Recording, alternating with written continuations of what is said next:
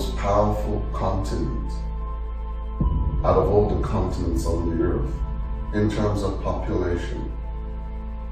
We have Malaysia, we have Singapore, we have China, we have the Philippines, we have the Koreans. It's all part of Asia.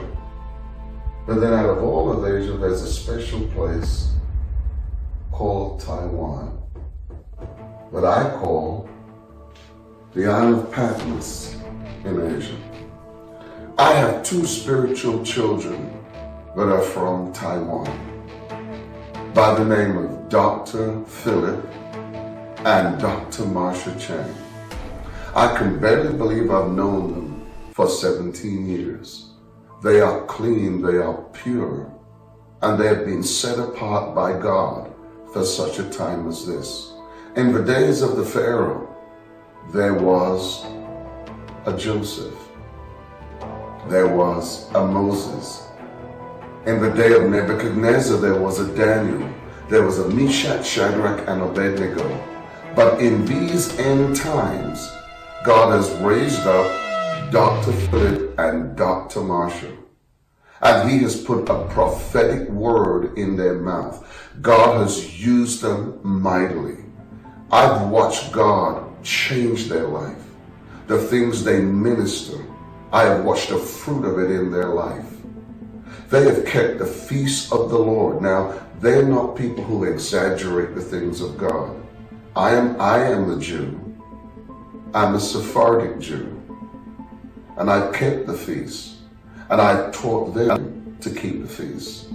And they have kept the feast, and they have personal testimonies of what the feast does. The feast of the Lord is God's appointed time. There's a lot of things that people have taught about the feast that's basically an error. Some people have gone overboard.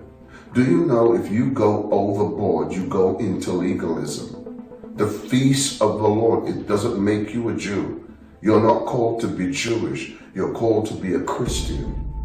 But you must understand the set times of the Lord. And the Bible says the feast of the Lord, they're his feast, not Israel's feast. That's the number one error that I see in the body of Christ today, is that people now who are Christians are becoming Jews. Paul rebuked that. And so I want to tell you right now that they have not gone overboard. They have the testimony and the blessing of the Lord upon their lives.